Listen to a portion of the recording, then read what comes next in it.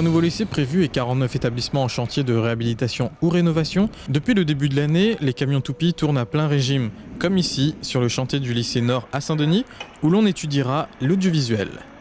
La livraison de ce beau lycée est prévue pour la rentrée 2017. Les 2 autres lycées seront construits, l'un à Petite-Île et l'autre, le lycée de la Mer, dans l'Ouest.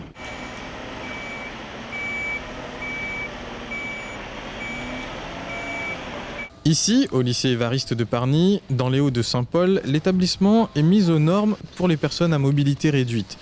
Et un nouveau bâtiment de sciences est en construction.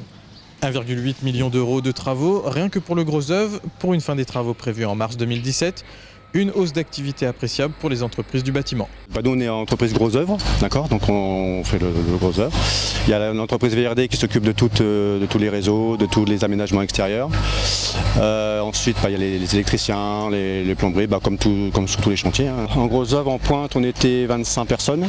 C'est variable en fonction de l'activité, parce qu'il faut savoir qu'on travaille en milieu occupé.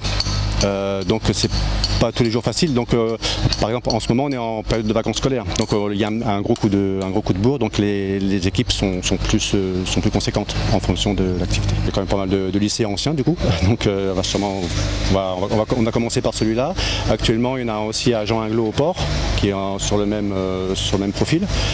Et voilà, ça, sûrement que les autres lycées qui sont un petit peu plus anciens seront obligés de passer par là. Ouais. C'est un chantier, il y a pas mal d'artisans qui participent, quoi. Donc on est à peu près quoi, un 4-5 quoi.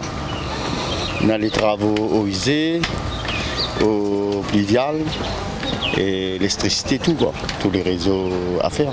C'est des réseaux les anciens, donc ils renouvellent les réseaux quoi. Là, on répare un réseau l'eau usée là, parce qu'il n'y a pas assez d'écoulement dedans quoi, de pente par rapport à l'écoulement. Juste à côté, c'est le lycée de la Renaissance qui est en chantier. Là aussi, la période des vacances a permis une accélération des travaux.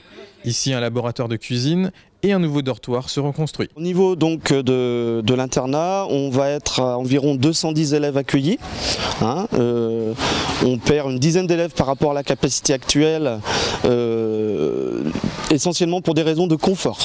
C'est-à-dire qu'on a fait le choix que les élèves soient accueillis dans les meilleures conditions possibles, au détriment de quelques places, ce qui n'est pas trop gênant pour nous dans le sens où on envoie déjà des élèves dans des lycées extérieurs, notamment le lycée Vubel.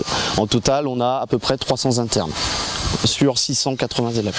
Pour cette rentrée, dans de nombreux établissements, le personnel et les élèves pourront déjà profiter des améliorations de leur établissement. 366 millions d'euros sont consacrés par la région à la construction et à la rénovation.